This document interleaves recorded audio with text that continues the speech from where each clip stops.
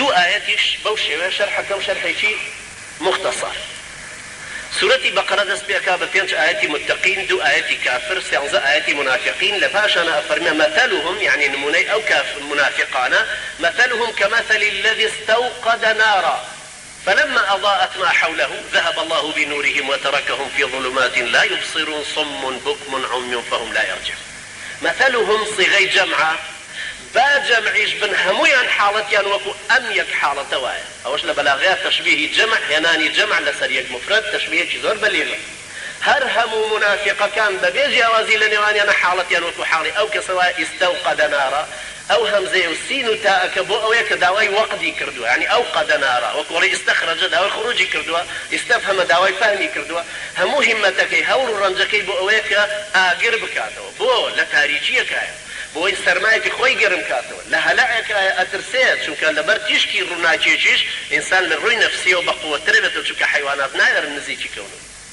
هەروەها ئینسانی تر بە ئاوەدانی ئەزانێ ڕوو لەو شوێناکە بۆیە سەیدنا موسى ئەفەرمێ ئینی ئانەست نارا لعلی ئاتیکم منها بقبس أو أجد على النار هدى. لێرەشە تەماشاکە فەرمێ مثلهم كمثل الذي استوقد نارا فلما أضاءت ما حوله ذهب الله بنورهم. وقت كروناچی بخشي خواهي پروردگار تشككي بر نافرمي ضياءكي بر چونك نور اصلا لنوركوا تشك دروز بوا او تشكل هذا مشاي مني دا ومباشر بلان الي رشاديسان روناچيك هيا خواهي پروردگار نافرمي اضاءكي لا برد فرمي نوركي لا بردوا انجا نافرمي نوركي ازاحة كردوا يعني فوتان دوتي فرمي ذهب الله بنورهم ذهب به تؤلي ذهبت بالقلم يعني توش رويشتوي تو قلمك شد بردوا باقي معيه لويا كألين ذهب الله بنورهم يعني خواي پروردگار لقل او منافقان نما وتازئيد چونك خوا بجيه اشتوي نوري خصوة تبيش تشاويان وريان نقرتوا لقيامة هرها واركن بل نقتبس من نوركم تازو زمانش روي ذهب الله بنورهم وتركهم في ظلمات لا يبصرون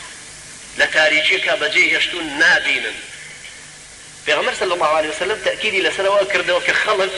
نجي بانيان ككرت نخونوا بو اوي تشاويان علميا طبيا يستشاويان رادي لقل او تدريج الرناق بونويو نماني شو